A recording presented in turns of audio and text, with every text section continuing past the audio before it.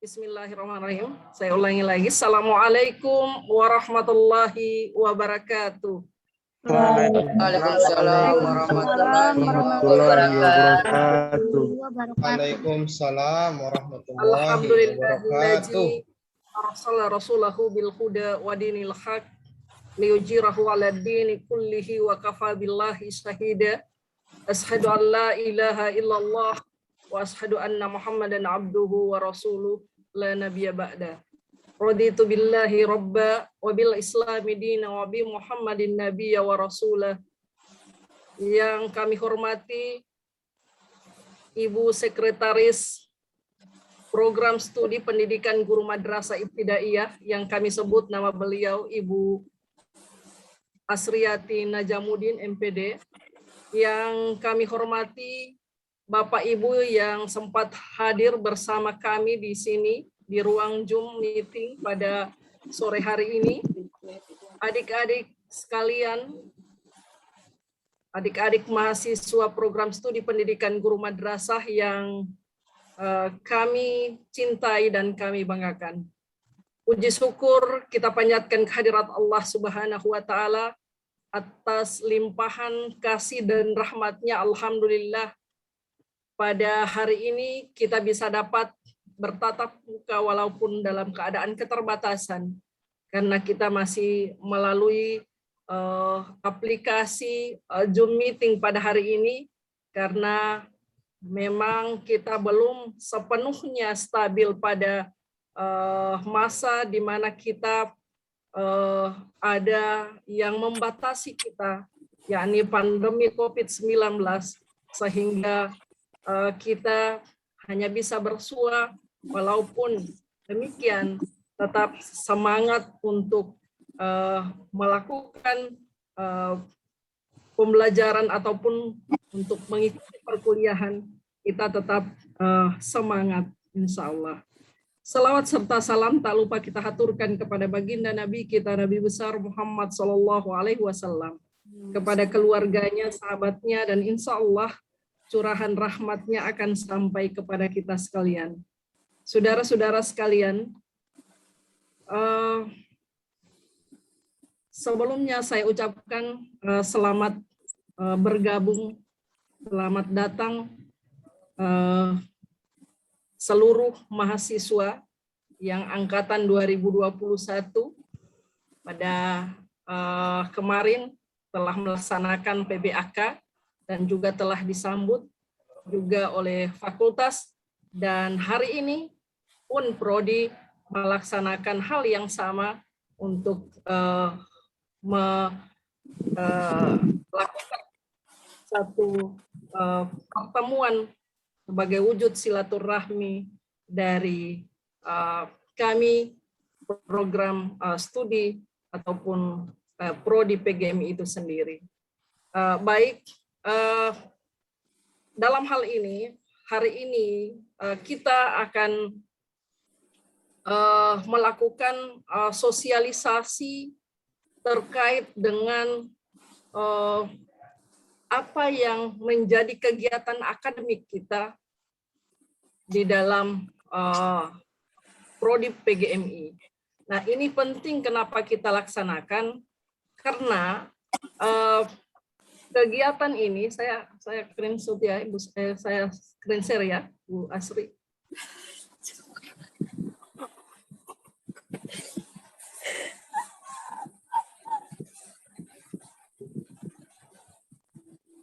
Baik, jadi kita punya banyak kegiatan-kegiatan akademik yang nanti akan kita jalankan selama saudara berada dalam lingkup ikatan program studi pendidikan guru madrasah ibtidaiyah, sehingga penting kami harus menyampaikan hal-hal apa saja yang menjadi kaitannya dengan akademik. Nah, karena saudara sudah masuk dalam lingkup PGMI, tentu perlu kami mensosialisasikan seperti apa kegiatan akademik tersebut. Nah, yang menjadi visi misi daripada kita di PGMI, yakni unggul dalam mengembangkan ilmu pendidikan guru madrasah ibtidaiyah di wilayah ASEAN pada tahun 2040. Ini adalah merupakan visi daripada Prodi PGMI, di mana Prodi PGMI ingin melahirkan, ingin mengembangkan ilmu-ilmu pendidikan yang ada untuk guru-guru madrasah ibtidaiyah di wilayah ASEAN pada tahun 2040. Nah, selanjutnya apa yang menjadi visi daripada PGMI itu sendiri? Yang pertama adalah melaksanakan pendidikan dan pengajaran ilmu pendidikan guru madrasah ibtidaiyah inklusif dan integratif. Ini penting karena PGMI, program studi pendidikan guru madrasah ibtidaiyah, itu adalah orang yang melahirkan guru-guru yang punya kompetensi, punya dapat melaksanakan pendidikan dengan baik, sehingga visi daripada Prodi PGMI itu adalah melaksanakan pendidikan dan pengajaran ilmu pendidikan guru madrasah ibtidaiyah itu sendiri. Jadi bagaimana sosok seorang guru di dalam mengajar, bagaimana dia di dalam melaksanakan pendidikan, mentransferkan ilmu kepada peserta didiknya. Yang kedua adalah mengembangkan ilmu pendidikan guru madrasah ibtidaiyah melalui riset dengan pendekatan inter dan multidisipliner. Di dalam mahasiswa itu tidak hanya bagaimana dia bisa dapat melaksanakan pengajaran, bagaimana bisa dapat dia menjadi seorang sosok guru yang dapat mentransferkan ilmu kepada peserta didiknya, tetapi dia pun bisa dapat melakukan pengembangan ilmu-ilmu pendidikan itu melalui riset dan juga pendekatan-pendekatan baik inter dan maupun multidisipliner. Yang ketiga adalah memasyarakatkan ilmu pendidikan guru madrasah ibtidaiyah. Yang bagaimana memasyarakatkan ilmu pendidikan guru madrasah ibtidaiyah? Kita sebagai guru atau calon guru penting untuk kita mensosialisasikan hal ini. Bagaimana guru PGMI itu? Bagaimana guru yang orang pikir guru PGMI itu adalah guru yang hanya taunya bisa menyanyi, guru SD yang hanya taunya melakukan hal-hal yang dilakukan oleh anak-anak, tetapi kita akan perlihatkan kepada masyarakat bahwa ilmu pendidikan yang kita emban dari kita kuliah bisa kita bawa ke masyarakat, dan kita bisa berbaur dengan masyarakat itu dengan benar-benar bahwa ilmu pendidikan adalah sesuatu ilmu yang sangat-sangat penting untuk kita sosialisasikan, kita berikan kepada anak didik kita. Yang selanjutnya adalah meningkatkan peran pengabdian masyarakat. Untuk Prodi PGMI, jadi Prodi PGMI itu tidak hanya pada bagaimana dia sebagai sosok seorang guru yang bisa mengajar, bagaimana dia bisa mengembangkan ilmu melalui risetnya, tetapi juga dia bisa dapat bagaimana dia meningkatkan perannya di dalam pengabdian pada masyarakat. Jadi di dalam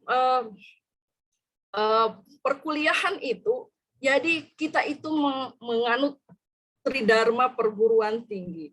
Jadi di samping kita kuliah, jadi ada yang hanya kuliah ya kuliah toh, ya hanya kuliah, tapi tidak mau dia mencari ataupun melakukan riset tentang bagaimana pendidikan guru madrasah ibtidaiyah.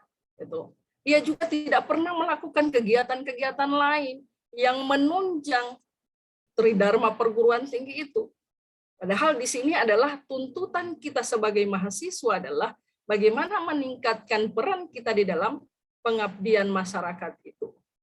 Jadi kalau ada hal-hal yang perlu untuk kita lakukan, kita punya kemampuan, kita punya keilmuan, apalagi yang ada kaitannya dengan guru madrasah ibtidaiyah, ayo kita mari diembankan, mari dilakukan, kita perlihatkan kepada masyarakat, dan juga apa yang menjadi hal-hal yang bisa kita lakukan di masyarakat. Nah, di dalam pengabdian masyarakat itu, kita juga untuk mahasiswa itu, kita ada beberapa yang harus dilalui oleh mahasiswa pada saat dia kuliah. Jadi ada yang disebut dengan KKS, kuliah kerja sosial. Kuliah kerja sosial itu adalah bagaimana saudara bisa mengabdi di masyarakat. Nah, ini penting harus diketahui oleh saudara sebagai mahasiswa. Nah, selanjutnya ada di dalam pengabdian masyarakat juga ada yang meningkatkan kerjasama program studi pendidikan guru madrasah ibtidaiyah dengan pihak baik itu dari pihak yang ada dalam negeri maupun di luar negeri. Jadi ada kerjasama kita dengan pihak-pihak yang lain. Jadi kita tidak hanya melakukan kegiatan hanya cukup di lingkungan kita prodi saja, tetapi bisa jadi kita melaksanakan kerjasama ataupun bisa melaksanakan kegiatan bersama dengan yang lainnya, dari pihak-pihak yang lainnya. Nah, alhamdulillah untuk program studi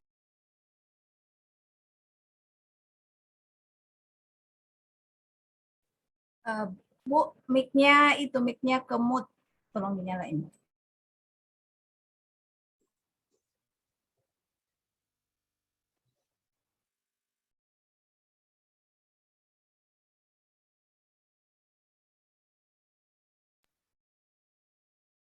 Ya, jadi kita itu tidak hanya ini meningkatkan kerjasama program studi. Jadi baru-baru kita ada beberapa instansi yang telah melakukan kerjasama dengan kita, dan juga ada beberapa pihak-pihak yang telah melaksanakan kerjasama dengan PGMI itu sendiri untuk di mana ada kerjasama ini lebih pada mengarah bagaimana pendidikan yang ada untuk guru madrasah ibtidaiyah. Nah, ini juga salah satu misi kita di dalam prodi itu sendiri. Nah, kemarin di Manado juga telah kita adakan MOU dengan Fakultas Ilmu Tarbiyah di sana, dan juga dengan prodinya yang ada di sana. Kemarin juga kami dengan tim juga ada di wilayah Gorontalo, ada beberapa sekolah yang juga telah melakukan kerjasama MOU dengan kita. Bahkan kita sudah mengambil lagi langkah berikutnya untuk lebih memperluas kerjasama kita dengan pihak-pihak yang lain. Ini merupakan misi kami di program studi pendidikan guru madrasah ibtidaiyah.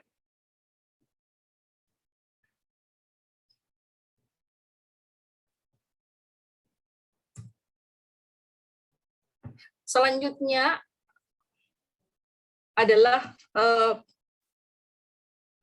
ini yang tadi saya sudah katakan bahwa program utama kita, jadi kita itu ada pendidikan dan pengajaran, ada penelitian dan pengembangan, dan ada pengabdian masyarakat. Tadi sudah saya jelaskan. Nah, di dalam struktur program studi, mudah-mudahan kalau ada dosen-dosennya juga hadir di sini, mungkin bisa kita perkenalkan.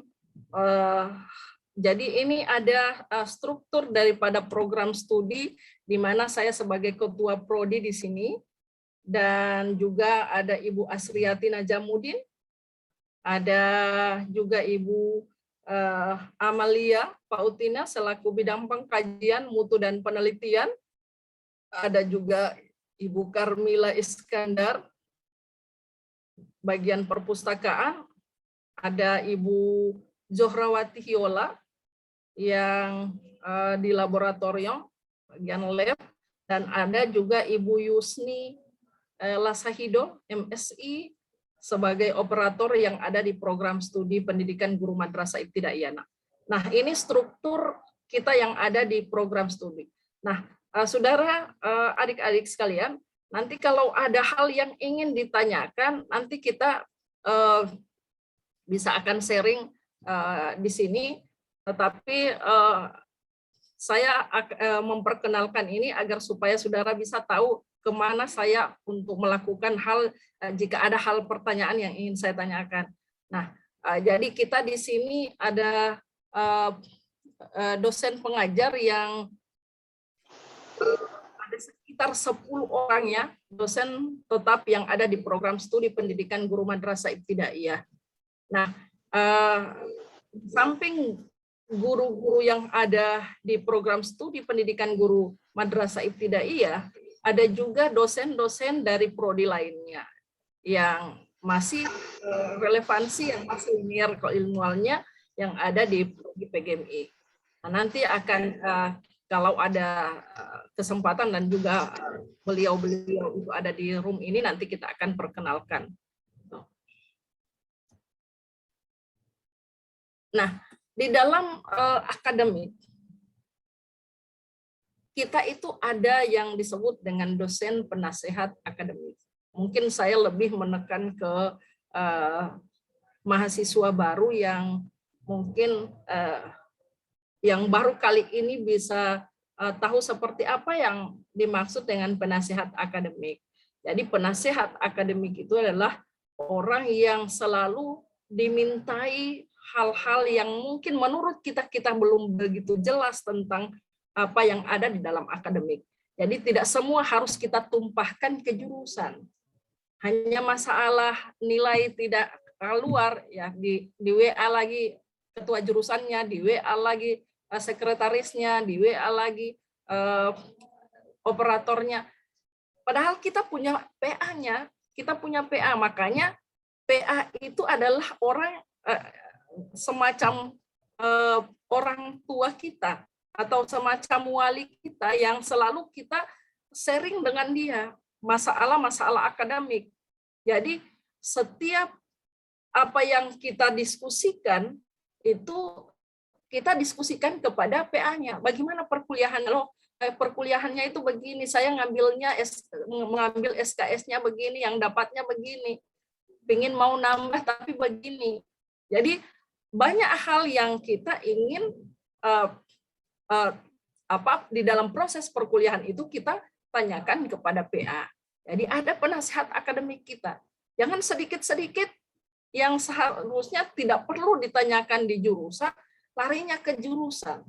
Nggak apa-apa juga, tapi biar kalian bisa tahu bahwa oh PA saya itu si ini, orang tua saya ini, wali saya ini, sehingga saya harus diskusi dengan beliau terkait dengan proses perkuliahan itu.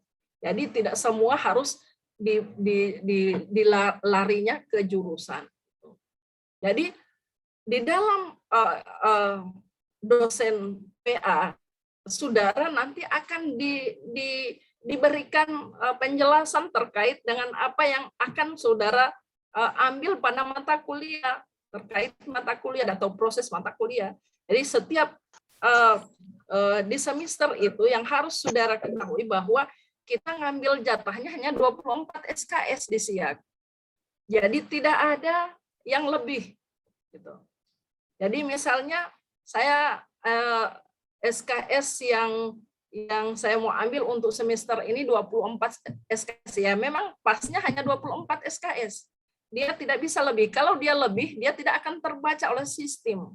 Gitu. Dan pada saat akan mengunci dari pihak Pustipat mau melaporkan itu ke Porlab, itu tidak akan terbaca oleh Porlab Dikti. Akhirnya tertunda, tidak terbaca, makanya dia akan karena tidak bisa, makanya dia akan dikembalikan lagi, dia akan diatur kembali. Makanya setiap semester itu yang harus diketahui bahwa hanya ada 24 SKS di dalam SIAK yang bisa kita ambil. Misalnya, Bu, misalnya saya ngambilnya saya hanya bisa belanjanya hanya 7 SKS. Padahal saya ingin mau belanja 24 SKS karena banyak mata kuliah saya yang error. Nah, di situ keterkaitan dengan saudara dengan PA-nya, dosen PA-nya itu. Jadi di situ yang ditanyakan ke PA-nya, bukan ke prodinya. Jadi ditanyakan ke PA, bagaimana, apa saya bisa menambah? Kalau saya menambah, apa-apa yang bisa ditambah? Nah, biasa juga mahasiswa ada yang salah belanja di dalam hati-hati, karena nanti endingnya kita biasa kelabakan pada saat di akhir, karena ketidaktahuan kita, karena jalan aja, pokoknya mau belanja mata kuliah apa saja, dan tidak ada komunikasi dengan dosen PA-nya. Makanya itu penting. Jadi jangan dilepas dosen PA-nya. Setiap kali ada hal yang ingin ditanyakan, tanyalah ke dosen PA-nya. Gitu. Nah, ini jadi jatah itu hanya 24 SKS. Dan jatah SKS akan berkurang bila terdapat memang ada gagal dalam semester sebelumnya. Jadi jangan saudara berharap punya SKS 24, misalnya di semester 1 Anda belanja 24 SKS, tapi ternyata yang Anda bisa jalankan hanya sekian, sehingga banyak yang error di semester itu. Nah, jangan harap saudara bisa dapat 24 SKS lagi di semester 2. Makanya kalau keinginan ingin tetap 24 SKS, nah itulah yang akan dikomunikasikan ataupun didiskusikan dengan dosen PA-nya. Apakah dosen PA siap menambah atau tidak? Karena kalau menambah pun harus ada keterangan di situ. Keterangannya kenapa? Apakah dia kurang itu karena belum memenuhi misalnya jatah sesuai apa yang ada di dalam SKS. Jadi ini penting yang harus diketahui oleh mahasiswa, apalagi mahasiswa yang masih mahasiswa baru. Nah, di dalam semester ini ada beberapa agenda untuk semester ganjil yang harus saudara ketahui. Apa-apa saja yang menjadi agenda kita di dalam satu semester itu. Jadi yang pertama adalah yang harus saudara ketahui adalah saudara sudah siap untuk kuliah. Jadi ada yang bilang, saya lagi begini, saya lagi begini. Jangan Anda katakan Anda belum siap. Jadi makanya kalau di akhir misalnya nilainya tidak sesuai harapan, ya karena apa? Karena perkuliahan kita yang mungkin tidak sesuai dengan harapan kita, misalnya karena ada hal-hal lain, misalnya lebih memilih aktif di tempat yang lain ketimbang memperlihatkan perkuliahan. Nah itu, maka kalau kita benar-benar datang untuk mau kuliah, ya perhatikan perkuliahan itu. Nah di perkuliahan itu kita mulai di bulan ini kuliah. Begitu setelah ditayangkan jadwalnya, maka kita sudah siap. Mau ada tidaknya dosen, itu kita harus sudah menyampaikan, misalnya di kelompok ini dosennya si ini. Kalau tidak diketahui ya bisa ditanyakan ke operator atau siapa saja, nomor si ini bisa nggak, nomor ibu ini yang pegang mata kuliah ini ada sama bapak atau sama ibu. Nah, bisa langsung diminta. Jadi action misalnya minggu ini sudah ditayangkan, ya minggu ini juga harus sudah siap kita untuk kuliah, dan silakan menghubungi dosen sesuai jadwal yang telah ditayangkan. Jadi harus kita sudah siap untuk kuliah. Jadi perkuliahan itu mulai September dan insya Allah akan berakhir di bulan Februari. Nah, kalau sudah di closing untuk selesai kuliah, selesai ujiannya, berarti ada ada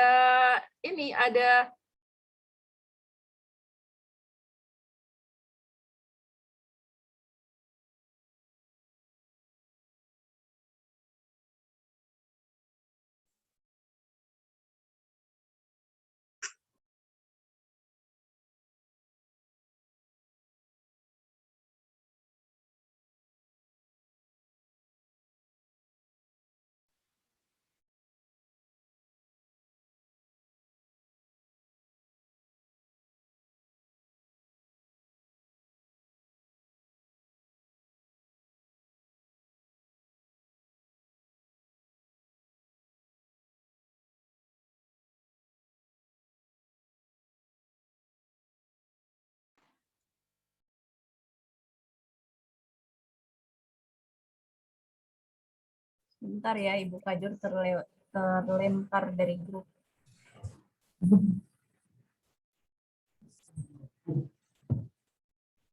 Oke, kita lanjutkan ya. Sudah bisa ya Ibu Asri? Oke, Bu. Lanjut. Slide-nya.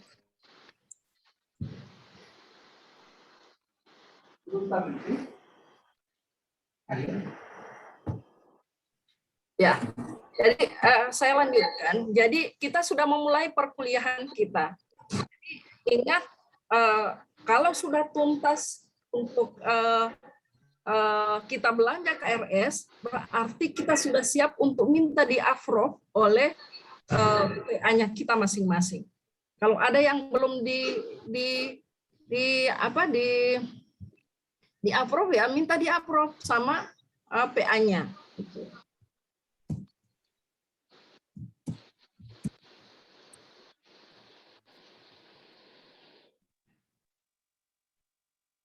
Jadi kalau misalnya ada kendala untuk PA meng-approve, misalnya tidak sempat dihubungi karena, dan juga misalnya kita sudah akan ketinggalan kuliah kalau kita tidak segera untuk melakukannya, maka bisa kita melalui jurusan untuk menyampaikan ini bahwa kami yang ini belum meng-approve. Nanti insya Allah bisa akan dilakukan oleh operator. Jadi kuliah sudah mulai kita, jangan kita menunggu dosennya yang datang, kita yang langsung menyampaikan itu kepada dosen, sehingga paling tidak kita sudah melakukan kontrak dengan dosen itu kapan kita akan memulai perkuliahannya. Nah, selanjutnya pada semester ganjil itu ada mata kuliah yang merupakan suatu mata kuliah yang wajib harus ada di prodi kita. Jadi ada PLP 1, jadi ada praktek lapangan persekolahan 1.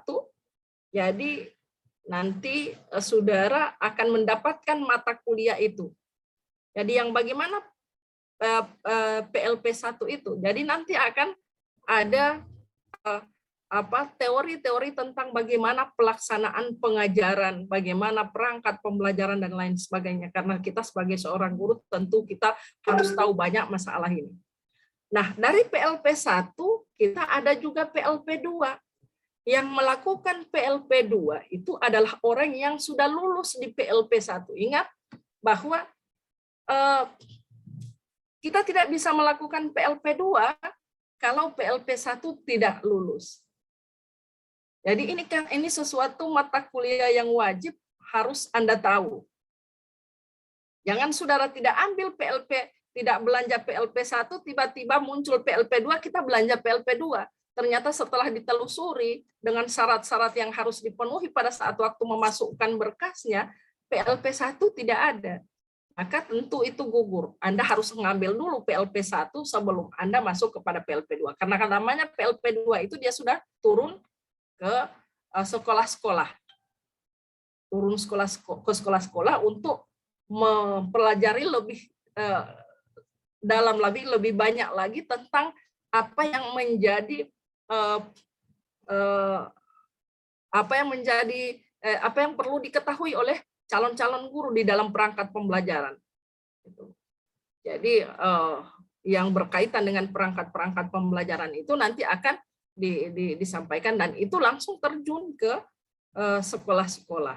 Nah, di samping PLP 2 ada juga PLP 3 atau PLP dan KKS. Nah, itu biasanya dia sekaligus.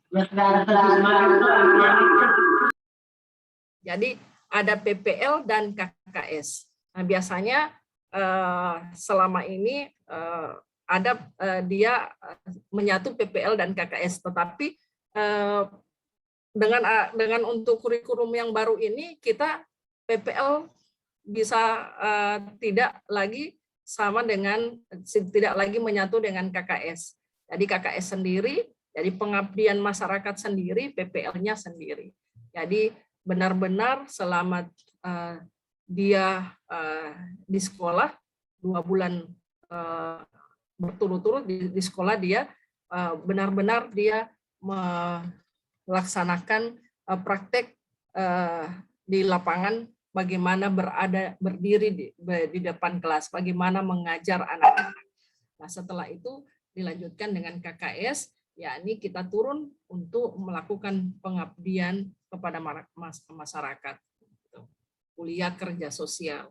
Jadi nanti di situ saudara juga akan ada pembekalan, akan ada hal-hal yang akan saudara ketahui di sana. Nah, melewati dari semua itu, jika semua perkuliahan kita tuntas sesuai dengan target yang kita harapkan, misalnya, kita bisa dapat melakukan yang disebut dengan seminar proposal, dan itu biasanya seminar proposal itu dilakukan kepada mereka yang sudah melaksanakan ke seluruh mata kuliah yang ada. Jadi mata kuliah yang ada yang tidak ada lagi cacatnya, misalnya tidak ada lagi yang punya nilai di bawah misalnya cukup, atau tidak ada lagi yang punya nilai error. Jadi dia sudah bisa untuk mengajukan judul melalui PA-nya, konsultasi dengan penasehat akademiknya, apakah saya sudah bisa untuk mengajukan judul skripsi saya, judul proposal saya, apa yang akan saya lakukan. Nah, itu penting untuk dikomunikasikan dengan dengan PA-nya, dengan penasehat akademiknya. Nah, setelah itu nanti kalau memang sudah siap fix untuk proposalnya, maka itulah diseminarkan. Jadi akan diseminarkan skripsinya. Gitu. Jadi ada penjadwalan untuk seminar proposal. Nah, tidak cukup untuk seminar proposal, jika dia masih perlu untuk perbaikan, masih perlu untuk dibenahi, maka harus dibenahi. Nah, biasanya di seminar proposal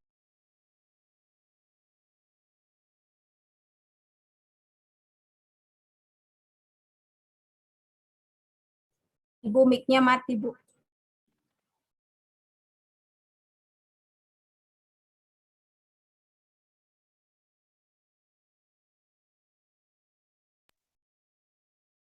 Jadi biasanya sudah pada saat akan pengajuan skripsi, sudah masuk di semester 7, semester 6 misalnya, sudah mulai ada pengajuan judul dan lain sebagainya. Nah, di situ banyak mahasiswa yang istilahnya sudah mulai oleng, sudah mulai error. Karena apa? Dari awal tidak memperbaiki perkuliahannya, tidak dari awal tidak memperbaiki nilai-nilai yang dia kuliahi pada saat dia kuliah. Sehingga jangan heran banyak yang tertunda untuk untuk wisudanya, tertunda untuk ujiannya. Karena apa? Ketidakberesannya dari awal dia kuliah. Makanya ini yang harus perlu diperhatikan. Jadi setelah seminar proposal itu tidak cukup setelah seminar proposal kita simpan itu nanti kita tetapi bagaimana ini bisa dapat menjadi skripsi gitu. Jadi ada agenda yang selanjutnya, kita akan masuk pada seminar skripsi. Kalau memang skripsi itu sudah bisa diseminarkan. Kalau belum bisa diseminarkan, itu pun yang perlu untuk dijalankan, dilaksanakan, dikomunikasikan dengan pembimbing yang telah ditunjuk oleh atau yang telah di-SK-kan oleh jurusan. Jadi ini tahapan-tahapan kita di dalam kita kuliah. Jadi biasanya kita awal-awal itu enjoy saja, ya kuliah, tidak melihat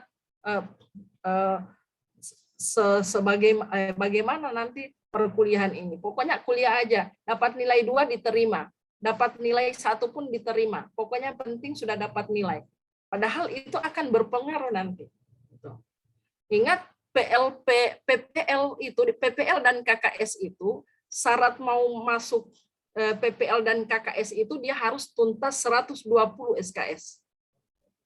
Nah, kalau Anda tidak tuntas di 120 SKS, Anda tidak bisa ikut KKS. Nah, itu biasanya banyak mahasiswa di situ yang melakukan protes karena menurut mereka adalah terlalu besar untuk 120 SKS. Tapi memang sudah itulah aturan yang ada yang kita terima yang biasa disosialisasikan oleh LP2M. Nah, kegiatan yang menunjang akademik lainnya adalah Anda bisa dapat melakukan kelas menulis. Jadi sering kita juga membuka kelas-kelas menulis. Nah, ayo silahkan teman-teman yang ingin masuk. Nanti biasanya kita lebih banyak ini kita lakukan di Ibu Asri yang sering menghandle itu, bagaimana saudara bisa dapat membuat satu karya ilmiah yang baik, yang benar.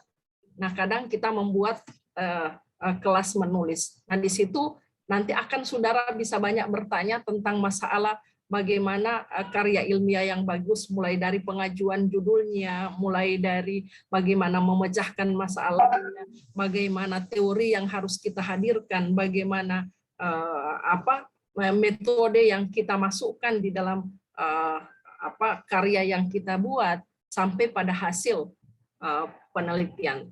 Nah, ini kegiatan-kegiatan akademik yang menunjang di dalam kita berada di dalam kampus ataupun perkuliahan. Nah, tentu juga ada kegiatan-kegiatan lain yang selalu dilakukan oleh atau agenda-agenda lain yang dilakukan oleh prodi. Yakni ada semacam webinar, seminar, sosialisasi, pelatihan, dan lain sebagainya. Nah, kalau ini adalah sesuatu hal yang penting untuk dilakukan, maka ayo kita lakukan, ayo masuk. Jangan kadang kita ada yang tidak mau seperti itu, tidak mau ikut. Padahal ini adalah satu ilmu yang sangat penting untuk kita harus terima, kita dapat supaya kita punya banyak pengalaman di dalam hal yang kita dapat pada seminar ataupun sosialisasi dan pelatihan-pelatihan lainnya.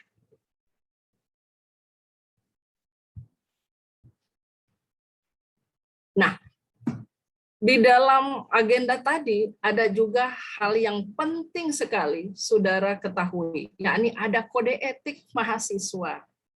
Ini kode etik mahasiswa ini adalah merupakan suatu keputusan rektor IAIN Sultan Amai Gorontalo pada tahun 2018 nomor 105. Nanti Anda bisa lihat apa-apa yang menjadi kode etiknya mahasiswa. Karena mahasiswa itu kadang mungkin karena jiwa mudanya tinggi, makanya kadang dia menyalahi aturan yang sebenarnya harus dia tahu, apalagi untuk prodi PGMI sebagai calon-calon guru. Penting harus diketahui yang bagaimana kode etik mahasiswa itu. Nah, setiap mahasiswa berkewajiban yang pertama adalah menjunjung tinggi dan mengamalkan ajaran Islam dan akhlak mulia. Kalau sudah tiba waktunya untuk sholat, ya sholat. Kadang ada, sana anak PGMI, apalagi dia laki-laki ajan di aula, tapi masih ada yang nongkrong-nongkrong di tiang-tiang tidak sholat. Nah, ini yang sering kita lihat. Begitu juga kadang akhlak yang kita lihat yang masih perlu untuk selalu kita kedepankan. Kalau walaupun kita menganggap bahwa ada hal yang perlu untuk dikritisi, enggak apa-apa, silakan untuk mengkritisi. Tetapi bagaimana untuk mengkritisinya? Jadi dengan akhlak yang baik, dengan akhlak yang mulia, tanyakan dengan baik. Jangan datang mengamuk, jangan datang mendemo dan lain sebagainya. Padahal masih bisa untuk dibicarakan dengan baik, masih bisa untuk dinegosiasi dengan baik. Kenapa harus dengan harus menca dan lain sebagainya? Itu bukan tipe karakternya anak PGMI. Nah, yang kedua adalah memelihara sarana dan prasarana serta menjaga kebersihan, ketertiban, dan keamanan kampus. Ini juga penting. Kita tahu bersama bahwa ini biar tidak dimasukkan dalam kode etik, kita sudah tahu bersama bahwa kebersihan itu adalah sebahagian daripada iman. Kita harus tertib, kita harus aman kampus kita, jangan malah kita yang membuat gaduh di kampus. Gitu. Jadi ini yang masuk dalam kode etik. Nah, kalau saudara melanggar dari salah satu ini, saudara tentu ada yang akan saudara dapat dari apa yang telah saudara lakukan atau saudara buat. Menjaga kewibawaan dan nama alma mater. Sekali lagi saya himbau kepada saudara-saudara saya mahasiswa PGMI, jaga alma mater kita, jaga kewibawaan kita. Banyak anak-anak, saya tidak sebut dari mahasiswa yang mana, yang sering melakukan kecurangan, sering melakukan hal yang tidak bagus, yang merusak citra kita sendiri, citra PGMI. Dia melakukan pembohongan di sana, dia melakukan sesuatu hal yang di luar batas sebagai seorang mahasiswa YIN dan lain sebagainya. Nah, ini penting untuk diperhatikan. Menghormati sesama manusia dan bersikap sopan terhadap pimpinan. Jadi sesama kita mahasiswa pun perlu untuk bersikap saling hormat menghormati. Sopan terhadap pimpinan, sopan terhadap dosen dan karyawan. Jangan menganggap bahwa itu kan bukan dosen saya kan Ibu Rawia sama Ibu Asriati. Tidak bisa seperti itu. Jadi menghormati sesama walaupun itu bukan orang dosennya kita, tetapi kalau ketemu ya tentu karena kita ini adalah guru yang selalu di calon-calon guru dan ini yang selalu kita sosialisasikan kepada anak didik kita. Maka sebelum kita mensosialisasikan hal ini kepada anak didik kita, maka tentu yang kita mengajari diri kita sendiri dulu. Jadi selanjutnya memelihara hubungan sosial yang baik di masyarakat, di dalam dan di luar kampus. Ini juga penting. Jadi hubungan sosial itu, nah kemarin itu pernah ada kejadian anak PGMI yang berkelahi di kos-kosan sampai ke bawah ke ruang Wadek 3 sampai dijatuhi skors. Nah, ini kan sebenarnya memalukan kita. Alma mater kita, memalukan kita yang ada di prodi. Hal yang begitu sampai ke bawahnya ke sini, malah sampai ke tingkat atas. Jadi peliharalah hubungan sosial kita dengan baik di kehidupan dalam kampus maupun di luar kampus. Berpakaian sopan sebagai orang yang ada di lingkup prodi PGMI karena dia sudah menjadikan program studi pendidikan guru madrasah ibtidaiyah adalah suatu jurusan atau prodi yang ditunjuk sebagai prodi yang ingin dia masuki, maka tentu harus dia tahu apa itu prodi PGMI. Bagaimana dia melahirkan anak-anak, bagaimana dia melahirkan anak-anak yang baik, maka dia harus juga memperhatikan itu. Nah, berpakaian sopan, rapi, bersih, menutup aurat itu penting. Di kode etik mahasiswa itu penting. Nah, ada juga yang tidak. Jadi bedakan kita yang ada di kampus dengan kita yang ada di mall sana. Bedakan kita yang ada di kampus dengan ada yang di pasar sana atau di luar sana. Silakan Anda melakukan style Anda seperti apa, tapi bedakan saudara jika saudara sudah berada di kampus. Berpakaian sopan, rapi, bersih. Kalau untuk wanitanya ya tentu menutup aurat. Jadi apalagi saat kuliah, karena ada satu nilai yang ada di dalam itu, nilai budi pekerti pada kolom nilai siak. Nah, itu yang nanti akan masuk di situ di kode etik itu. Ketika saudara masuk pada perkuliahan, maka saudara harus benar-benar datang dengan pakaian yang sopan, yang rapi, bersih, dan kalau dia perempuan tentu dia menutup aurat. Ini hal yang penting untuk diketahui. Nah, ini apa yang menjadi haknya mahasiswa? Jadi kalau tadi yang kita lihat adalah apa-apa yang bisa yang pertama adalah memperoleh pendidikan dan pengajaran. Jadi hak mahasiswa itu adalah dia kuliah. Kalau sudah waktunya untuk kuliah ya disampaikan kepada dosennya. Hak saudara untuk menuntut jika ada dosen yang tidak mau memberikan kuliah. Kalau ada yang tidak memberikan kuliah, maka Anda laporkan kepada kami. Gitu.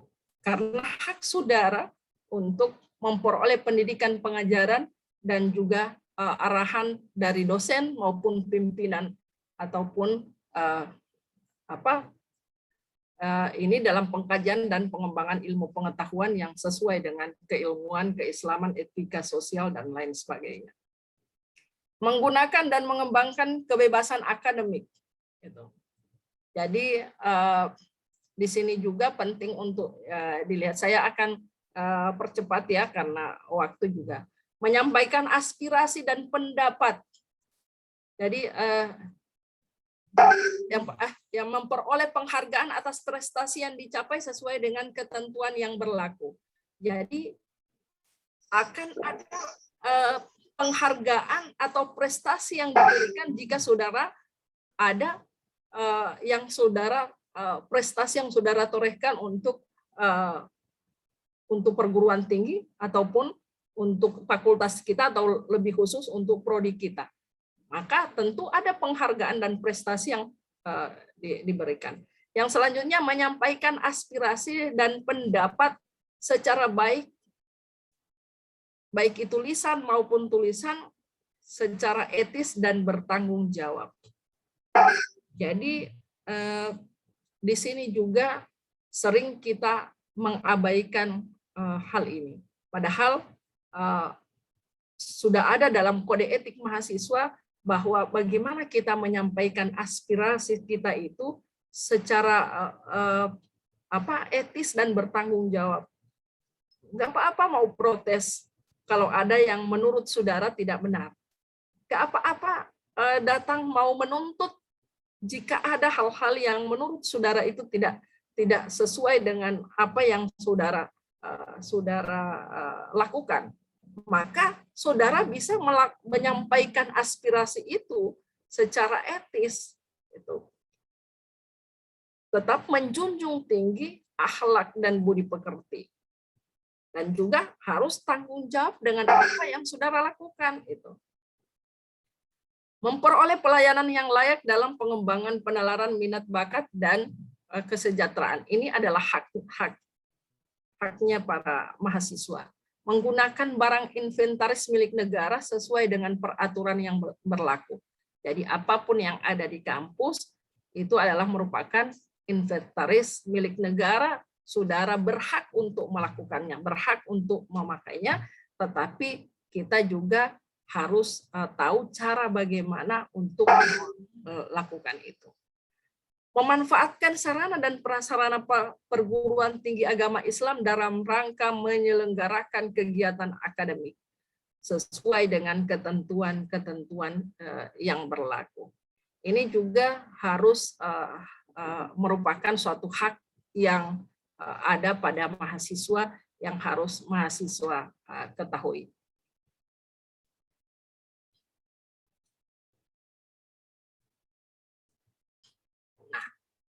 Samping kode etik tadi, ada larangan. Apa yang masuk pada larangan-larangan itu? Ini penting, saudara harus ketahui juga. Jadi semua apa yang kami sampaikan ini adalah harus saudara ketahui untuk saudara bisa perhatikan dan laksanakan. Setiap mahasiswa IAIN dilarang memakai kaos oblong yang tidak berkerah, celana ataupun baju-baju yang sobek, sarung dan sandal, rambut yang panjang, dan apalagi rambut yang bercat, apalagi memakai anting-anting, kalung, gelang bagi laki-laki khususnya, dan mengikuti kegiatan akademik, layanan administrasi, dan kegiatan dalam lingkungan kampus. Nah, khusus bagi dilarang memakai baju dan celana ketat, apalagi yang tembus pandang bagi perempuan, dan tanpa berjilbab, dan apalagi dia mengikuti kegiatan kampus. Saya sendiri kalau yang di kelas saya, apalagi kalau nanti offline, itu ini juga memang sudah masuk dalam kontrak perkuliahan saya. Saya tidak mau kalau ada mahasiswa yang datang, apalagi guru. Kalian adalah guru, ya tentu Anda harus memperlihatkan bahwa beginilah guru itu. Jadi memakai kaos oblong itu tidak dibenarkan.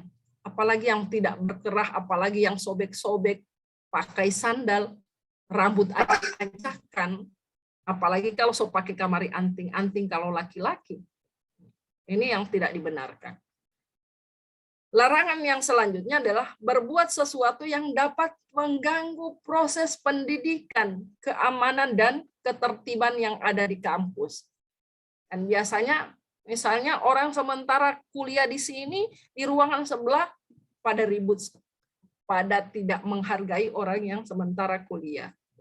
Jadi ini juga yang perlu diperhatikan. Melakukan kecurangan akademik. Nah, sering banyak yang dilakukan oleh mahasiswa itu di poin ini. Melakukan kecurangan akademik dalam bentuk menyontek, plagiasi, dan praktek perjokian. Dan ini sudah pernah dialami di prodi kita, dan mudah-mudahan untuk angkatan 2021 ini tidak akan ada yang melakukan hal ini. Sebenarnya saya malu sebagai ketua prodi, karena apa? Baru-baru ini kita banyak hal yang dilakukan, kecurangan yang dilakukan oleh prodi PGMI, oleh mahasiswa PGMI. Pernah ada yang melakukan praktek perjokian pada saat waktu akan mau mengambil BTHQ, hanya karena ingin mendapatkan secara sertifikat, dia melakukan hal yang tidak dibenarkan. Dia melakukan perjokian karena dia tidak bisa membaca Al-Quran, tidak bisa terdesak untuk mau ujian, dan belum ada sertifikatnya, karena syarat untuk mau ujian harus punya BTHQ, harus punya sertifikatnya. Nah, dia melakukan perjokian, mendatangkan orang lain untuk dijadikan sebagai wujud dia untuk masuk sebagai orang yang akan diuji BTHQ pada saat itu. Nah, ini kan memalukan sekali. Ada juga yang memanipulasi tanda tangan. Memanipulasi tanda tangannya dekan, prodi, dan lain sebagainya. Nah, tolong jangan lakukan. Kalau memang saudara benar-benar ingin mau menyelesaikan waktu tepat, perhatikan hal-hal yang mungkin menurut kita ini tidak perlu untuk kita lakukan. Karena bisa akan berimbas, malah kita akan bisa lama dan tidak akan bisa dapat melakukan sesuai target yang kita harapkan mengikuti teman-teman yang lain. Jadi jangan sampai hal ini bisa terulang lagi untuk tahun 2021 ini. Banyak hal ini yang sering dilakukan. Plagiasi, utamanya bagi saudara-saudara yang mau yang sementara melakukan pengajuan skripsinya, jangan melakukan plagiasi. Baru-baru juga, bukan cuma baru-baru, setiap kali ada ujian skripsi, pasti ada yang melakukan plagiasi. Dan setelah didapati, akhirnya diskors, tidak bisa mengikuti wisuda bersama teman-teman yang lain. Hanya kan coba ikuti sesuai dengan yang ada.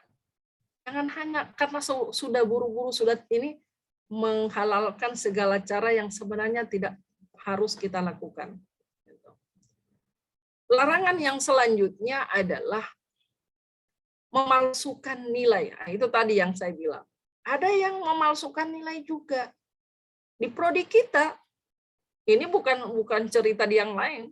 Di prodi kita, dia mau melakukan tanda tangan, memanipulasi tanda tangan, membuat surat keterangan palsu bahwa dia sudah bisa diloloskan untuk BTHQ, dia sudah ada katanya nilai dari dosen ini sehingga tinggal menginput pada SIAK dan dia tanda tangani surat itu. Dia buat surat itu. Nah, ini kan sebenarnya malu prodi karena ada mahasiswa kita yang sudah justru mau akhir perkuliahannya seperti itu. Jadi perlu ini menjadi perhatian kita di dalam hal-hal yang larangan-larangan yang ditampilkan ini.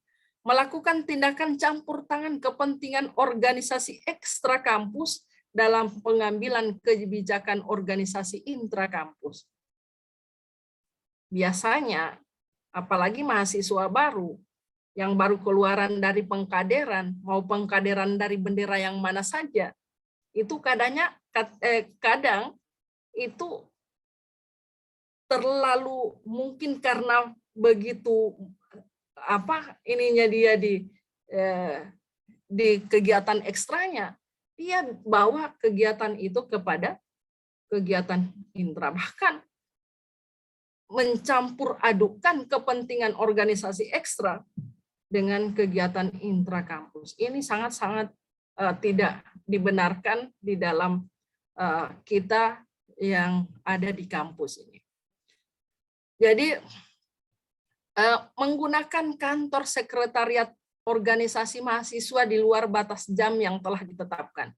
Jadi saudara-saudara mahasiswa silahkan melakukan apa saja sebatas saudara bisa lakukan, tetapi ada batas-batasnya. Jadi apalagi untuk kantor sekretariat organisasi mahasiswa itu kan ada banyak mahasiswa sering nongkrong. Ada batas-batasnya, ada ketetapannya. Jangan perempuan sama lakinya sudah tidak lagi beraturan di situ, sudah tidak sesuai jam-jamnya padahal ada ketetapannya. Itu juga ada masuk dalam larangan. Menggunakan kantor sekretariat organisasi mahasiswa sebagai tempat menginap. Ada yang begitu menginap, dia memasak di dalam, mencuci, menjemur pakaian, bahkan banyak hal yang dia lakukan di sana sepertinya sudah jadi rumahnya. Itu juga masuk dalam larangan. Menghina atau mencemarkan nama baik pimpinan, dosen, dan karyawan secara langsung maupun melalui media sosial. Ini juga tidak dibenarkan, dilarang. Jadi kalau memang ada yang merasa tidak puas, ada merasa tidak ini, ya dibicarakan, tetapi jangan melakukan misalnya mencemarkan namanya ada luar sana ataupun melakukan misalnya lewat status media menyatakan penyesalannya kepada si ini, kepada dosen ini, kepada pimpinan ini. Nah, itu yang tidak dibenarkan. Melakukan tindakan atau terlibat gerakan radikalisme, intoleransi, dan terorisme. Jadi karena mahasiswa setelah mereka membaur di kampus, mereka sudah masuk dalam kampus, mereka beraktivitas baik itu ekstra maupun intra. Nah, itu di situ mereka sudah banyak yang mereka tahu, banyak ilmu yang mereka gali, maka ada hal-hal saja yang berbeda pandangan, punya ada berbeda hal yang sangat-sangat di luar dari batas yang kita lihat. Nah, ini yang juga dilarang. Jadi jangan sampai ada keterlibatan kita dalam hal itu. Akhirnya karena masuk di sini, akhirnya terjadi adanya orang ini dianggap sudah masuk pada radikalisme dan lain sebagainya. Nah, itu juga ada larangan. Melakukan tindakan yang bertentangan dengan nilai-nilai moral, asusila, membunuh, merampok, tidak melaksanakan sholat, tidak menjalankan puasa, dan tidak juga dan tindakan kriminal ataupun tindakan-tindakan lain yang tercela. Ini juga masuk dalam larangan dan juga merusak sarana dan prasarana sama dengan yang tadi sudah saya sampaikan. Ini kalau dia masuk pada larangan. Nah, apa-apa yang menjadi sanksi jika larangan itu dilakukan? Sanksi yang dikenakan kepada mahasiswa karena misalnya dia melanggar kode etik mahasiswa, yang pertama ada teguran yang diberikan. Misalnya dia melakukan plagiasi, melakukan hal yang tidak sewajarnya dilakukan dia sebagai seorang mahasiswa, maka ada teguran lisan ataupun tertulis. Misalnya kalau teguran lisan dia diundang oleh prodi ataupun oleh wakil dekan yang membidangi masalah yang pelanggaran yang dia lakukan misalnya. Ataupun secara tertulis sudah diberikan, dilayangkan kepada orang tuanya bahwa anak ini melanggar kode etik mahasiswa. Jadi ada teguran semacam teguran lisan ataupun tertulis, itu sanksinya. Sanksi yang kedua, tidak mendapatkan pelayanan administrasi atau akademik ke mahasiswanya. Jadi diskors, misalnya diskorsingnya karena dia misalnya tindakan ringan, misalnya pelanggaran ringan, maka skor misalnya 1 semester. Tetapi misalnya pelanggaran berat, maka ada skors yang sampai 2 semester, 1 tahun dia tidak bisa kuliah. Tetapi misalnya sudah tidak bisa lagi, sanksinya sudah sanksi berat yang memang sudah tidak bisa ditolerir lagi, maka dia misalnya dikeluarkan dari sekolah, dari perkuliahan, dari kampus itu sendiri. Jadi ini yang masuk pada sanksi. Jadi pencabutan hak mengikuti kegiatan akademik tadi sudah pencabutan hak mengikuti semua kegiatan akademik dalam jangka waktu tertentu. Jadi tadi sudah saya penangguhan atau pembatalan hasil ujian pada mata kuliah tertentu dalam 1 semester. Itu. Jadi diskors. Skorsing selama 1 semester, kegiatan akademik, kegiatan mahasiswa dengan dia tetap membayar SPP dan dihitung sebagai masa studi aktif. Jadi hati-hati kalau kita membuat pelanggaran. Jadi ada sanksi-sanksinya. Sanksi berikutnya memberhentikan tadi seperti yang saya katakan, jika pelanggaran itu dilakukan sudah sangat berat, tidak bisa lagi ditolerir, jadi dia diberhentikan dengan tidak terhormat sebagai seorang mahasiswa. Dia dikeluarkan dan tidak bisa lagi masuk sebagai mahasiswa. Dilaporkan ke pihak berwajib jika memang melanggar undang-undang, jika ini dipandang perlu untuk dilaporkan ke pihak berwajib. Ini hal-hal yang mungkin saya sampaikan terkait dengan kegiatan akademik kita, dan saya berharap saudara bisa dapat menerima ini, bisa dapat melihat, dapat menjadi suatu bahan masukan untuk diperhatikan, dan supaya saudara untuk kuliah ini benar-benar kuliah sesuai masa target yang ditetapkan, saudara bisa berhasil untuk meraih apa yang menjadi impian saudara dari awal saudara berniat untuk masuk di prodi ini. Dan saya ucapkan selamat bergabung untuk angkatan 2021, belajar jadi guru madrasah memang sangat menguntungkan, bukan saja tentang bagaimana mendidik anak, tetapi juga bagaimana mendidik diri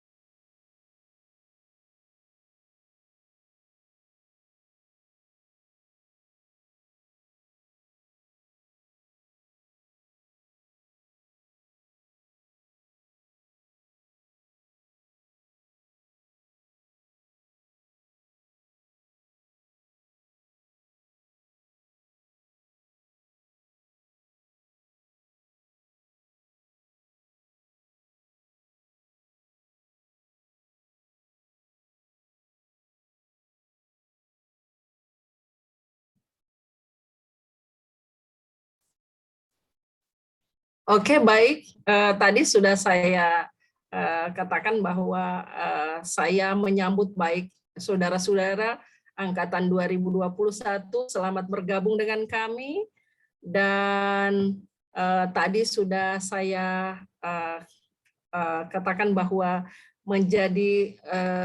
belajar menjadi guru madrasah ibtidaiyah itu memang benar-benar sangat menguntungkan, karena bukan saja tentang bagaimana mendidik anak, tapi juga bagaimana mendidik diri kita sendiri. Jadi ucapan sekali lagi selamat untuk mahasiswa angkatan 2021, selamat belajar untuk semester ganjil tahun 2021-2022. Semoga sukses untuk kedepannya. Demikian, wassalamualaikum warahmatullahi wabarakatuh. Waalaikumsalam warahmatullahi wabarakatuh.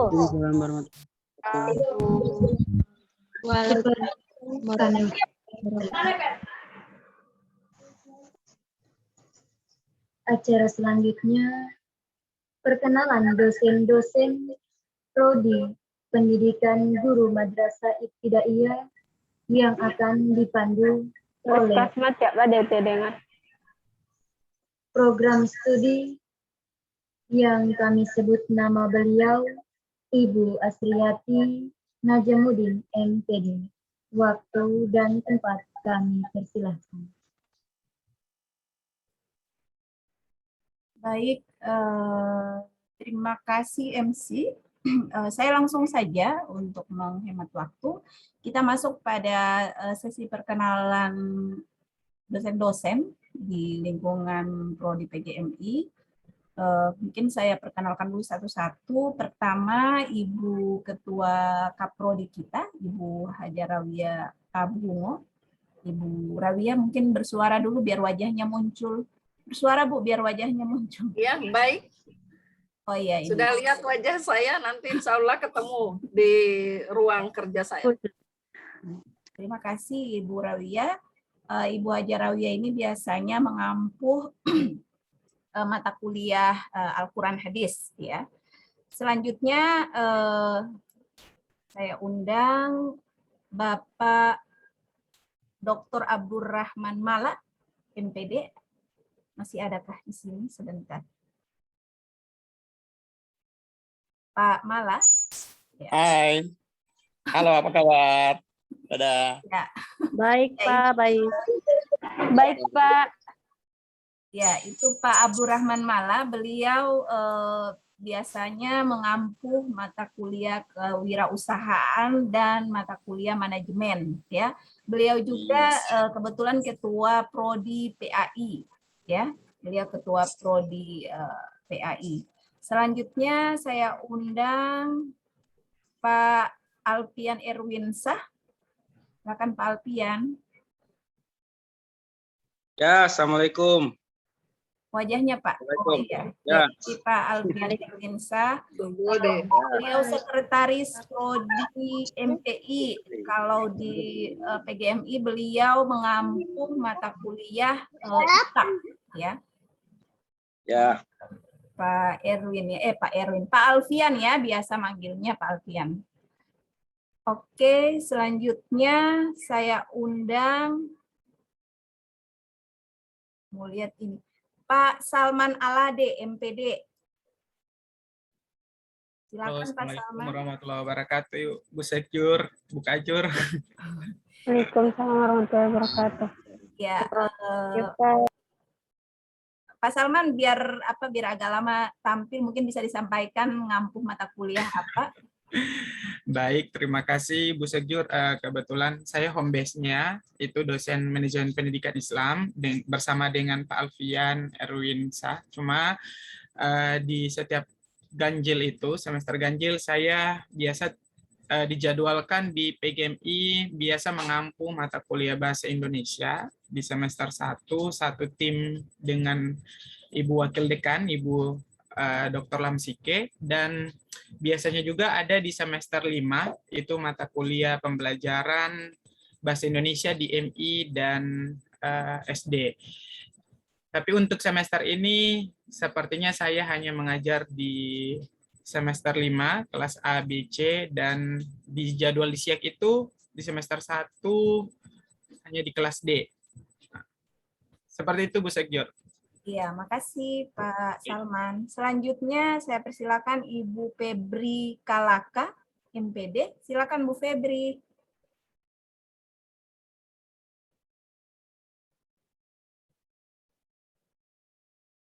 Halo Bu Febri. Mungkin kalau Bu Febri belum masuk, Ibu Miftahul Jannah.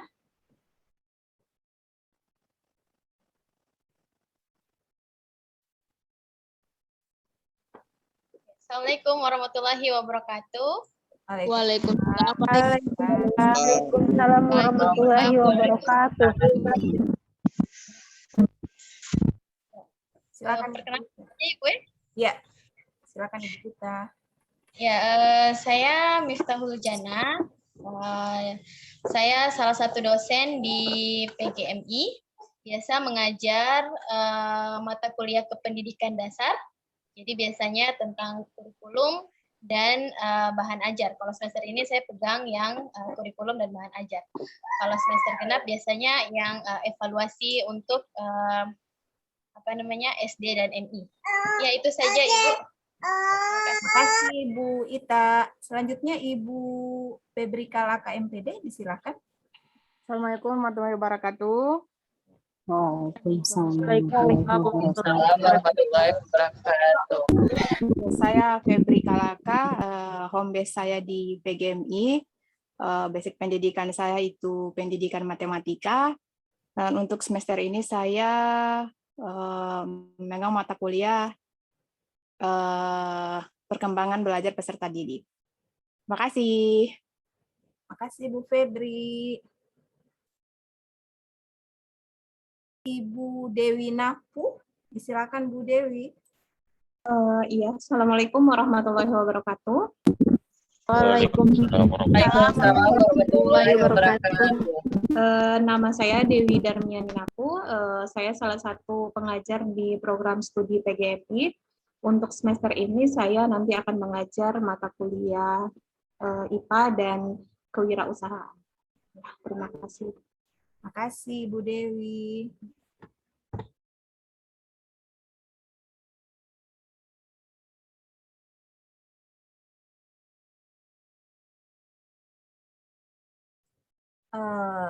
Ya, tadi saya sempat lihat ada Pak Suhendra, tapi mungkin sudah terkeluar dari grup ya.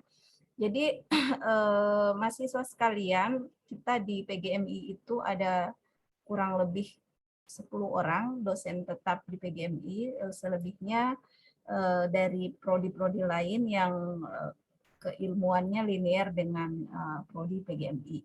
Mungkin itu saja perkenalan singkat. Sebentar saya cek lagi. Ada Ibu. Tidak ada ya? Ya. Baik, kalau tidak ada, saya serahkan kembali pada MC. Silakan MC. Kepada Ibu kami ucapkan terima kasih. Acara selanjutnya penutupan dengan mengucapkan hamdalah Alhamdulillahirabbil alamin. Alhamdulillah. Dilanjutkan dengan sosialisasi sistem akademik sekaligus tanya jawab bersama tim Pustipat yang akan dipandu oleh Ibu Sekprodi Pendidikan Guru Madrasah Ibtidaiyah. Baik, kepada Ibu kami persilahkan. Terima kasih. Baik, mahasiswa sekalian, di waktu singkat ini kami sebenarnya sudah mengundang tim Pustipat, cuma memang di waktu yang sama ini ada agenda yang sama penting juga dengan ini. Tapi kami kemarin sudah men-share link YouTube ya. Sebelumnya saya ingin sampaikan, silakan diisi link absen yang sudah dibagikan di kolom chat. Dan mohon tidak membagikan link absen tersebut keluar dari Zoom ya. Karena yang peserta di ruang Zoom ini kurang lebih, mahasiswa itu kurang lebih ada 150 orang, 152, 153. Jadi jumlah yang absen juga mungkin cuma segitu ya. Ada kelihatan ya di chat absennya? Ada ya? Baik, saya akan menyampaikan sosialisasi yang dari Pustipat.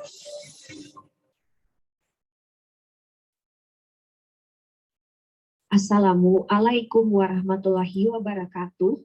Puji syukur kita panjatkan wa ta'ala atas rahmat dan ridhonya sehingga kita masih diberikan kesempatan dalam rangka sosialisasi pengenalan pedoman akademik, aturan akademik, dan sistem informasi akademik kepada mahasiswa baru. Sholawat serta salam semoga selalu tercurahkan untuk junjungan kita, Nabi besar Muhammad Shallallahu Alaihi Wasallam, yang membawa kita dari zaman jahiliyah menuju. Alhamdulillah, alhamdulillahirabbil alamin. Wassalamu ala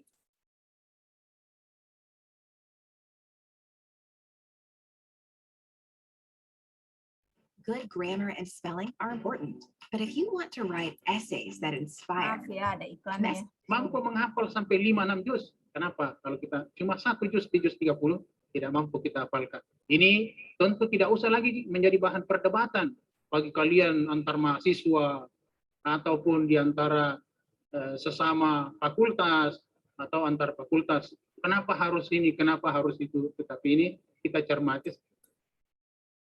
Cara menggunakan SIAK, maka Anda sudah berada pada sesi yang tepat. Baiklah, untuk dapat menggunakan SIAK, maka hal pertama yang harus adik-adik mahasiswa lakukan adalah membuka web browser. SIAK dapat diakses dari browser manapun, namun disarankan menggunakan browser Google Chrome. Silahkan buka aplikasi web browser. Lalu pada kolom URL ketik siak.iai.gorontalo.ac.id. Inilah tampilan awal dari sistem informasi akademik. Sedikit saya jelaskan mengenai tampilan awal sistem informasi akademik. Pada kolom bagian kiri, terdapat form login yang berfungsi untuk akses masuk ke dalam sistem. Kemudian masih pada bagian kiri, terdapat fasilitas untuk mengecek besaran UKT atau SPP. Lalu pada kolom bagian tengah, menampilkan beberapa informasi penting. Dan pada kolom bagian kanan, menampilkan beberapa judul berita yang dapat dibaca. Sekarang, kita fokus pada form login. Pada form login, terdapat pilihan jenis user. Pilihan jenis user yang ada adalah operator, dosen, dan mahasiswa. Berhubung pada sesi kali ini, kita membahas tentang cara menggunakan SIAK untuk mahasiswa, maka pada jenis user silahkan pilih mahasiswa. Selanjutnya, silahkan ketik name pada kolom username dan ketik password pada kolom password. Untuk mahasiswa baru, informasi password akan disampaikan pada akhir sesi. Untuk itu diharapkan untuk terus mengikuti tutorial ini hingga akhir.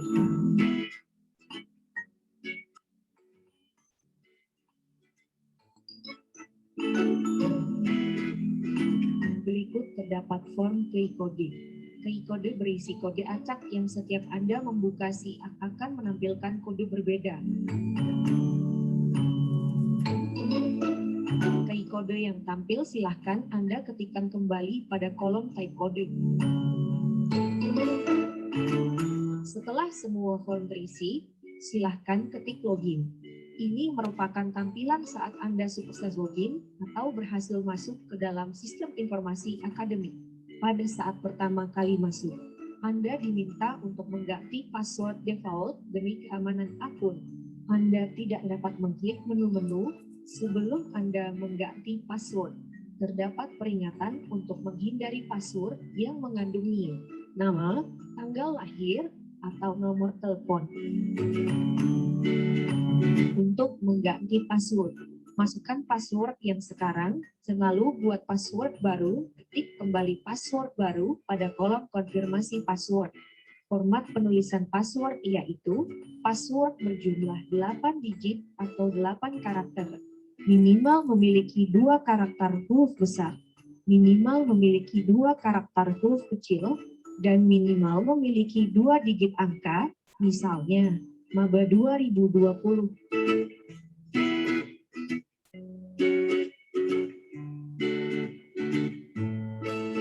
Terakhir, tekan tombol ganti password.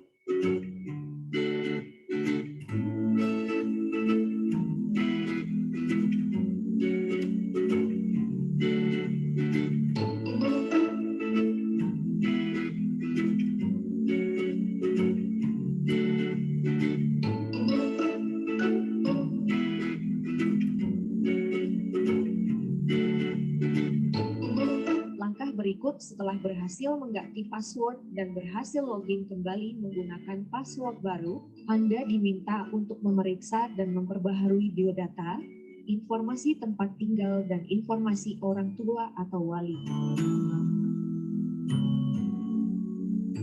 Silahkan diisi sesuai data yang sebenarnya.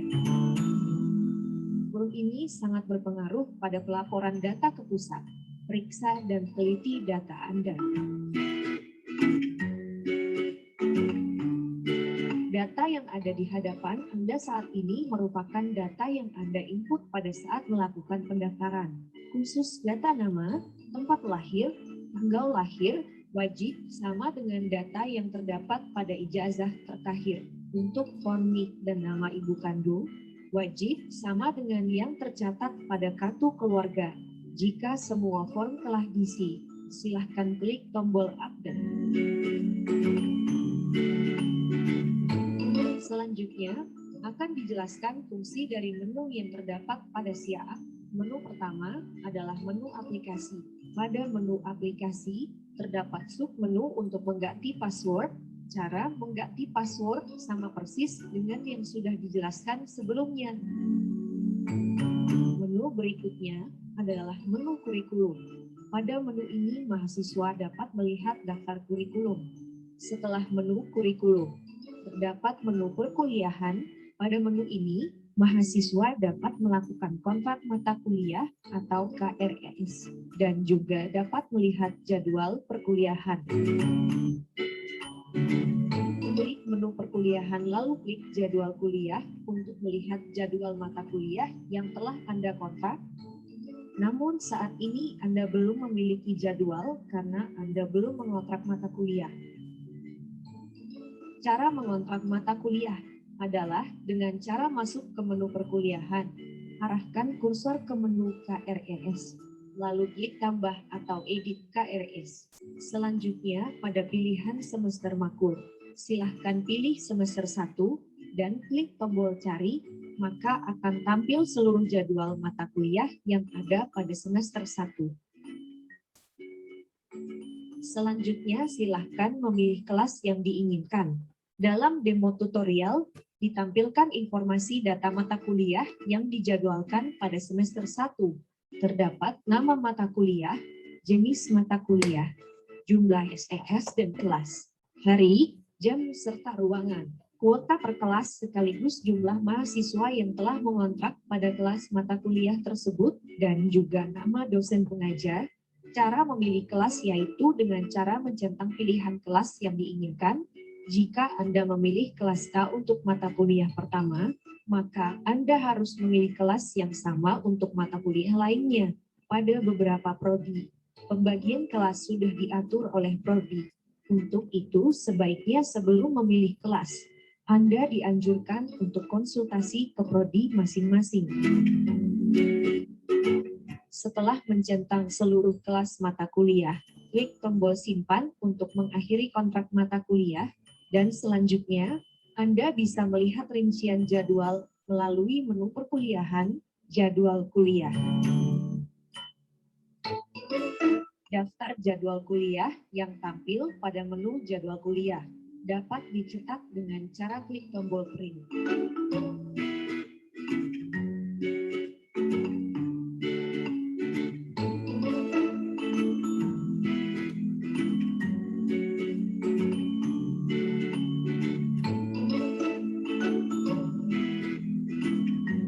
Menu berikut adalah menu e-learning.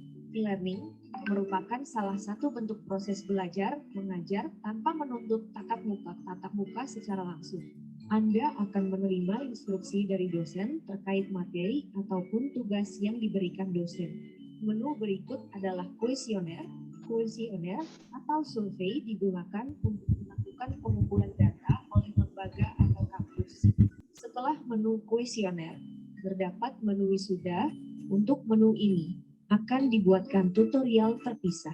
Terakhir adalah menu laporan. Pada menu laporan, Anda dapat melihat atau mencetak kartu hasil studi maupun kartu rencana studi. Silahkan masuk ke menu laporan dan klik sub menu nilai, pilih jenis laporan, klik tampilkan. Selanjutnya, Anda dapat mencetak dengan cara mengklik tombol print.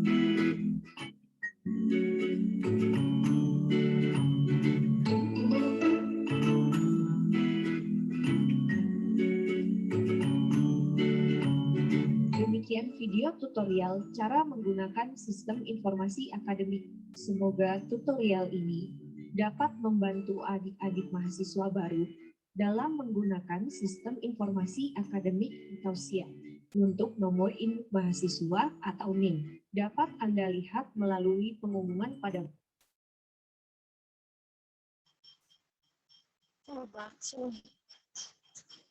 Ya, jadi yang untuk mahasiswa baru password SIAK itu ya sebelum diganti. Jadi ID-nya NIM dan passwordnya NIM. Setelah itu silahkan diganti. Ya. Baik, sampai di sini ada yang ingin ditanyakan? Tidak ada? Kalau tidak ada, Ibu mau tutup ini Zoom. Ibu ingin bertanya. Ya, silakan. Baik, saya Alfiunita Arifin Abdul dari angkatan 2018, Bu.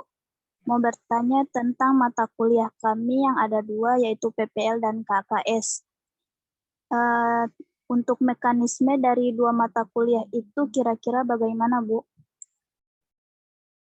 Mata kuliah itu diambil saja dulu, karena PPL dengan KKS itu dia di-handlingnya di fakultas dan institut. Ya, nanti kita tunggu penjadwalan yang dari sana.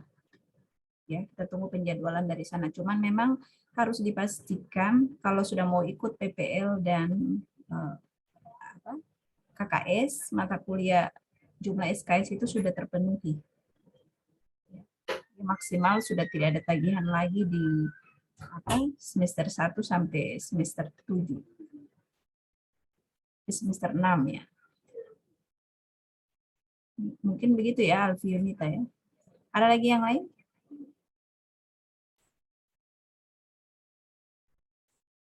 Baik, kalau tidak ada, untuk mahasiswa baru itu sudah dibagi kelas. Kalau mau ngecek kelasnya di mana, saya sudah bagikan di grup daftar kelasnya. Nanti di masing-masing kelas itu segera memilih kepengurusan kelas ya. Biasanya ada ketua tingkat, ada sekretarisnya, dan mungkin kalau misalnya memerlukan bendahara disilahkan. Yang jelas harus ada siapa perwakilan dari kelas tersebut yang berkoordinasi dengan prodi, berkoordinasi dengan dosen-dosen ya. Karena bisa saja semester ini walaupun belum ada ketetapan resmi yang diberikan oleh pihak institut, cuman memang masih berpeluang pembelajaran itu bisa jadi masih ada yang online, ada juga yang offline, yang hybrid, sehingga memang butuh butuh koordinasi, butuh konsolidasi dari mahasiswa sekalian untuk bisa berkomunikasi dengan prodi maupun dengan dosen-dosen. Jadi kalau ada kendala bagaimana nanti di perkuliahan, tolong konsultasinya itu ke prodi ya, atau ke dosen yang ada di PGMI, bukan konsultasi keluar dari prodi. Mungkin itu saja ya yang ingin saya sampaikan untuk mahasiswa baru. Nanti insya Allah kita akan ada pembukaan kuliah umum. Nanti akan disampaikan jadwal selanjutnya. Kemudian terkait baca tulis Quran, saya ingin ingatkan lagi buat yang semester atas yang membutuhkan surat keterangan DTHQ tuh mohon proaktif untuk menghubungi Ma'had. Kemudian yang masih semester bawah, yang semester 3, kemudian yang semester 1 belum pada bisa baca Al-Qur'an, mohon dirutinkan baca Al-Qur'annya, belajar, atau kalau misalnya ada TPQ yang dekat kos, ikut nimbrung jadi situ belajar baca Quran, karena nanti itu sudah jadi syarat mutlak Anda ketika mau ikut ujian komprehensif maupun skripsi. Itu sudah jadi persyaratan, karena jangan sampai lagi nanti sudah di semester akhir baru pontang-panting ke sana kemari untuk ngurus BTHQ, ya. Pengalaman semester kemarin itu ada yang gagal maju ke kompre, ada yang seperti yang sudah disampaikan sama Ibu Kaprodi tadi, ada yang berusaha maju tapi dengan cara-cara yang curang, tetap mau dapat. Jadi jangan harus diantisipasi dari sekarang. Jadi kalau merasa diri, wah saya ini tidak bisa mengaji, belajarlah dari sekarang begitu. Ya, nanti mungkin bisa cari kakak tingkat ataupun juga teman seangkatan yang bisa ngaji, minta diajarin. Ya. Ada lagi yang ingin ditanyakan?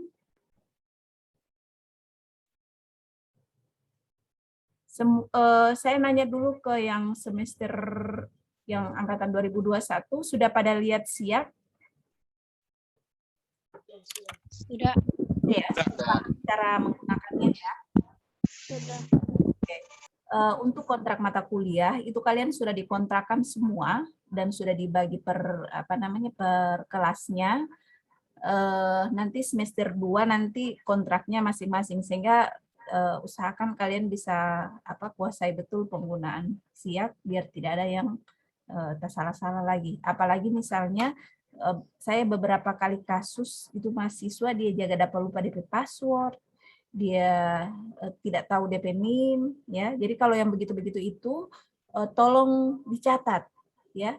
Kalau perlu kalian ada catatan kecil, ini NIM saya, ini passwordnya, termasuk misalnya yang biasanya kan di kampus itu ada fasilitas internet. Itu biasa kebiasaan mahasiswa, Ibu sudah tidak tahu saya PID masuk internet apa, password apa. Nah, yang kecil-kecil begitu itu tolong disiasati gitu. Dan untuk yang maba di PGMI itu punya akun media sosial, jadi ada di FB, Instagram, Twitter, di YouTube juga ada. Mungkin supaya lebih memudahkan, ada banyak informasi yang bisa diakses, mungkin bisa di-follow atau berteman, disilahkan begitu. Supaya juga siar ya, jadi siar keberadaan PGMI ini juga bisa meluas gitu. Ada lagi yang ingin ditanyakan?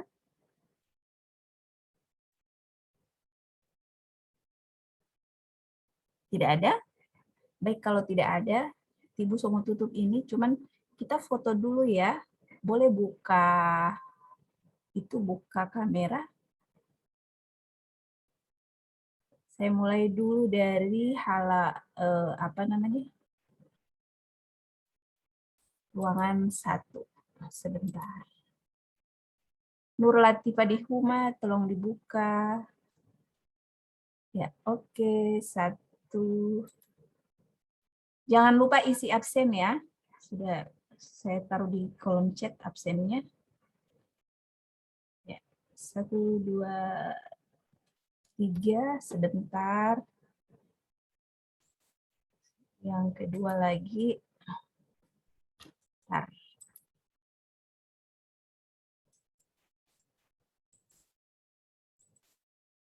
Yang kedua 1, 2, 3. Oke. Ketiga, sebentar. 1, 2.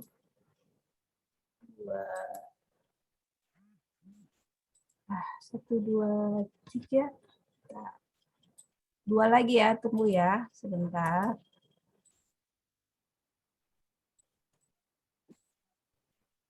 Yang keempat, 1, 2, 3.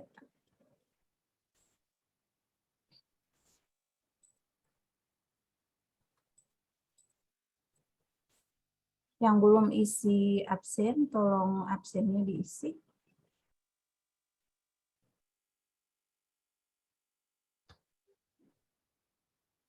Banyak yang tidak buka apa?